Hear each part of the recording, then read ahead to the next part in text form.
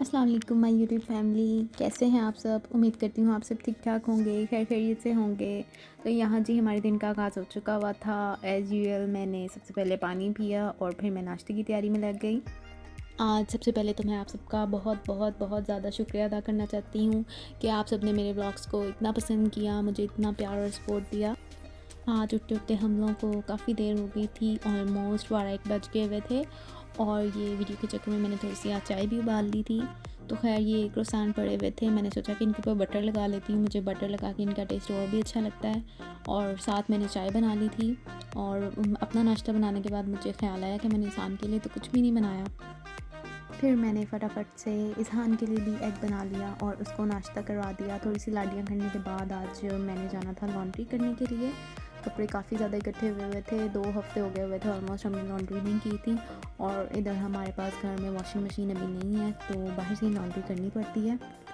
पहले तो मैं लॉन्ड्री में जाके ही कपड़े अलग-अलग कर लेती थी, अपने अलग, इज़हान के अलग, उसके पापा के अलग और वाइट कपड़े या घर की चादरें वगैरह अलग। लेकिन उधर जाके इतना टाइम नहीं होता, तो अब मेरी कोशिश होती है मैं घर से कैटेगराइज़ करके उनको अलग-अलग शॉपिंग बैग्स में डाल के तो फिर मैं इधर ले जाती हूँ और जाके बस सेपरेटली एक मशीन में डाल देती हूँ। अच्छा, आज मेरा दिल बहुत उदास है और हम लोग बहुत ज़्यादा परेशान भी हैं क्योंकि हम लोग जब से यूएस से आए हैं हमारे साथ कोई ना कोई प्रॉब्लम्स चल ही रही हैं। कभी हमारे साथ कोई फ्रॉड हो जाता है, कभी कोई स्कैम हो जाता है, कभी हमारे पैसे चोरी हो जाते हैं। तो आज भी हमें पता चला कि हमारे साथ कुछ ऐसा ही हुआ है। हम लोगों ने कपड़े वॉश होने के लिए डाल दिए हुए थे और अभी आधा घंटा था उनको वॉश होने में। तो हमने सोचा उतनी देर हम आंटी अंकल की तरफ से चक्कर लगाते हैं, आंटी की तबीयत नहीं ठीक थी, उनसे मिलाते हैं। तो खैर हम उनकी तरफ गए, थोड़ी देर उधर बैठे और वापस आए। कपड़े तब तक वॉश हो गए हुए थे। वॉश के टाइम पे तो हमारे पास कॉइन्स पड़े हुए थे, हमने वो यूज़ कर लिए, लेकिन अब ड्राई के लिए हमें कॉइन्स मुझे चाहिए थे। और जब मेरे हस्बैंड कैश निकालने लगे तो उन्होंने देखा कैश ही नहीं है। मैंने फिर कपड़े ड्रायर में डाले, मैंने कहा आप तब तक घर से ले आएँ और मैं वेट करती हूँ। तो जब मेरे हस्बैंड घर गए और उन्होंने चेक किया तो वहाँ पे कैश ही नहीं थी। हमें कपड़े ड्राई किए बगैर ही घर वापस आना पड़ा और हम दोनों बहुत ज़्यादा परेशान थे क्योंकि हमें पता लग गया था कि हमारे साथ एक और बहुत बड़ा नुकसान हो गया हुआ है। इससे पहले भी हमारे साथ 2-3 नुकसान हुए हैं, वो भी मैं आपसे आगे चल के भी शेयर करूँगी। सारा टाइम हमारा अफरा तफरी में गुजर गया हुआ था। मेरे हस्बैंड ने जॉब पे जाना था, घर आते ही उन्होंने फटाफट चेंज किया और वो चले गए और मैंने फिर इज़हान को खाना वगैरह खिलाया। पिछले दिन जो मैंने बिरयानी बनाई थी मैंने इसको वो खिलाई और ये जो लेफ़्ट ओवर थी आखिर में मैंने वो दिखाई। खुद भी मैंने सैलड बना के खा लिया और थोड़े से मैंने राइस ले लिए थे। तो वापस आके मैंने भी सब जगह चेक किया, मेरे हस्बैंड ने भी चेक किया, लेकिन हमें पैसे कहीं पे भी नहीं मिले।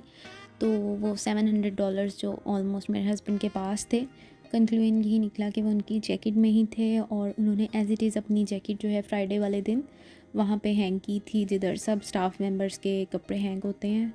तो बस वो पैसे इसी तरह किसी ने निकाल लिए। हम लोगों की गलती ये थी कि हम यूएसए को कोरिया की तरह सेफ समझ रहे थे क्योंकि हम लोग 5 साल कोरिया में रहे हैं और 5 सालों में कभी भी हमारा कोरिया में 1 रुपये का भी नुकसान नहीं हुआ। लेकिन यहाँ पे चीज़ें बहुत ज़्यादा मुख्तलिफ हैं और कंसेक्टिवली हम लोगों का तीसरा चौथा नुकसान हो गया हुआ है। चलिए मैं सबसे पहले आप लोगों के साथ बिरयानी की रेसिपी शेयर करती हूँ जो मैंने पिछले दिन बनाई थी। ये जी मैंने 3.5 गिलास चावलों को अच्छी तरह वॉश करके भिगो दिया था पानी में और दूसरी तरफ मैंने बड़ी एक पतीली में पानी बॉयल होने भी रख दिया था और साथ मैंने मसाले के लिए कटिंग कर ली थी। एक पतीली में मैंने सबसे पहले ऑयल गरम किया और उसमें मैंने प्याज डाल दिए। जब प्याज हल्के से ब्राउन हो गए तो मैंने इसके अंदर लहसुन अदरक का पेस्ट डाल दिया और इन दोनों को मैंने अच्छे तरीके से भून लिया।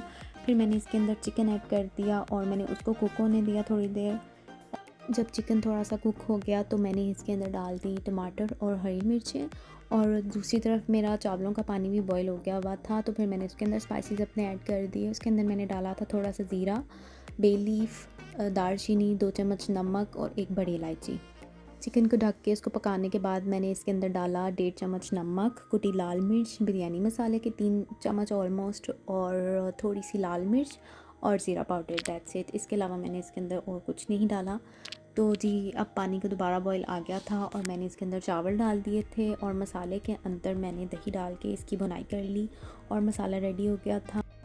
फिर मैंने एक बाउल में थोड़ा सा फूड कलर और पानी डाल के कलर बना लिया था और मैंने फिर बिरयानी की लेयरिंग कर ली और आखिर में मैंने इसके ऊपर ये फूड कलर, धनिया और पुदीना ऐड करके इसको दम पे लगा दिया था।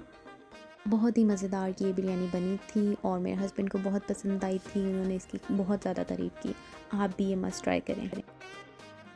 आने के बाद मैं और रिज़हान तो सो गए हुए थे खाना शाना खाने के बाद, और फिर उठने के बाद मैंने सारे कपड़ों को पूरे घर में फैलाया क्योंकि और तो कोई जगह थी नहीं, और बाहर भी अभी तक यहाँ पे कोई जगह नहीं है। हम मोस्टली बाहर से ड्राई करके लाते हैं, लेकिन आज जो मिसहैप हुआ उस वजह से हम ड्राई नहीं कर सके। घर के कामों शामों से फ्री होने के बाद मैंने शुरू कर दी डिनर की तैयारी, और डिनर में मैं आज बना रही थी पराठा रोल। तो सबसे पहले मैंने बोनलेस चिकन ले लिया और इसके अंदर मैंने डाली काली मिर्च, लाल मिर्च, कुटी लाल मिर्च, धनिया पाउडर, ज़ीरा पाउडर और नमक और 2 चम्मच कॉर्नफ्लोर। इसके साथ साथ मैंने ऐड कर दिया था इसमें थोड़ा सा ऑयल और क्रीम, और उसके बाद मैंने इसको थोड़ी देर के लिए मैरिनेट करके रख दिया, और फिर मैंने इसको कुक होने के लिए रख दिया था। और वेजिटेबल्स में मैंने ली थी शिमला मिर्च, खीरा, बंद गोभी, प्याज, मशरूम्स और गाजरें। मशरूम्स के अलावा बाकी सब चीज़ों को मैंने विनेगर डाल के सोक कर दिया था। अच्छा, दूसरा मसला जो हमारे साथ हुआ था वो ये था कि 3-4 दिनों पहले मेरे हस्बैंड का कार्ड ऑनलाइन चोरी हो गया था। लाइक बैंक कार्ड जो था उनका पता नहीं किसने स्कैन किया या क्या हुआ, स्कैमर्स के पास क्या इन्फॉर्मेशन थी। तो मेरे हस्बैंड जब मॉर्निंग के टाइम सो के उठे हैं तो उन्होंने देखा कि उनका अकाउंट पूरा खाली था। फिर उन्होंने बैंक कॉल की, कंप्लेन की। खैर उन्होंने कहा तो है कि आपका क्लेम हो गया है, कुछ दिनों तक पैसे आ जाएंगे। लाइक 1 वीक तो ऑलमोस्ट गुजर गया पर अभी तक कोई इन्फॉर्मेशन नहीं है। हम उम्मीद तो कर रहे हैं कि वो मिल जाएंगे, लेकिन जो 700 का हमारा लॉस हुआ है वो मुझे लगता है कि वो पूरा नहीं हो सकता। पता है, इन चीज़ों की वजह से मुझे कोरिया बहुत ज़्यादा याद आता है क्योंकि वहाँ पे बहुत ज़्यादा सेफ्टी थी, चाहे वो आपके पैसे हों चाहे आपकी जान हो, लेकिन वो एक बहुत ज़्यादा महफूज मुल्क है। अच्छा, इसी बात से मुझे कोरिया का एक वाक़या याद आया है, वो मैं आप लोगों के साथ शेयर करती हूँ। जिस दिन हमारी कोरिया से यूएस के लिए फ़्लाइट थी उस दिन की बात है। जिस सिटी में हम लोग रह रहे थे उधर से कोरिया के एयरपोर्ट तक जाते वो ऑलमोस्ट 3 घंटे हमें बस पे लगते थे, और सामान भी हमारे पास काफ़ी ज़्यादा था। जब हमें बस ने एयरपोर्ट पे पहुंचाया और हम लोग अपना सारा सामान वगैरह लेके उतर गए, तो फिर मुझे ख़्याल आया कि हमने एक बैग आगे वाली सीट पे रखा हुआ था और वो बैग हम वहीं पे भूल गए। और वही बैग ट्रैवल के लिए सबसे ज़्यादा इम्पोर्टेंट था क्योंकि उसके अंदर हम तीनों के पासपोर्ट्स, ट्रैवल के लिए जो इम्पोर्टेंट डॉक्यूमेंट्स थे वो, और ऑलमोस्ट $4000+ जो है वो कैश था।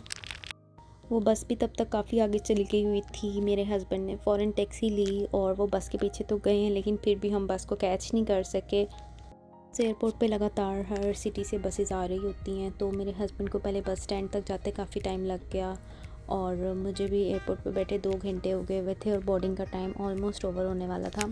बहरहाल 2-3 घंटे ढूंढने के बाद मेरे हस्बैंड को वो बस मिल गई, और वो बस ड्राइवर भी वहीं पे हमारा इंतज़ार कर रहा था हमारा बैग लेके, और एज़ इट इज़ उसने हमें हमारा बैग रिटर्न किया, और हमारी सारी चीज़ें, पासपोर्ट्स और कैश सब कुछ उसके अंदर सही सलामत था। इन्हीं चीज़ों की वजह से कोरिया याद आता है कि उधर लोग बहुत ऑनेस्ट हैं और आपकी चीज़ें महफूज होती हैं। फिर फटाफट से मेरे हस्बैंड टैक्सी लेके एयरपोर्ट पहुँचे। एंड टाइम पे हम लोगों की बोर्डिंग हुई और फिर हम लोग खैर खैरियत से यूएस आ गए। अच्छा, चिकन कुक हो गया हुआ था। मैंने उसके अंदर ही मशरूम्स डाल के थोड़ा सा सॉटे करके आपस में उनको मिक्स कर लिया था, और साथ मैंने बनाई थी डायनामाइट सॉस। इसके लिए मैंने मायोनीज़ ले ली थी, चिली सॉस ले ली थी, थोड़ा सा हनी, काली मिर्च और नमक ऐड करके इन सबको अच्छे तरीके से मिक्स कर दिया था। पहले मैंने पराठा गर्म करके उसके ऊपर ये सॉस लगाई, वेजिटेबल्स लगाई और चिकन लगाई और थोड़ी सी सॉस और ऐड कर दी, और ये हमारा मज़ेदार सा पराठा रोल हो गया था तैयार। अच्छा, यहाँ पे पराठास मैंने फ़्रोज़न यूज़ किए हैं, आप भी फ़्रोज़न पराठास यूज़ करें, उनका ज़्यादा अच्छा टेस्ट आता है।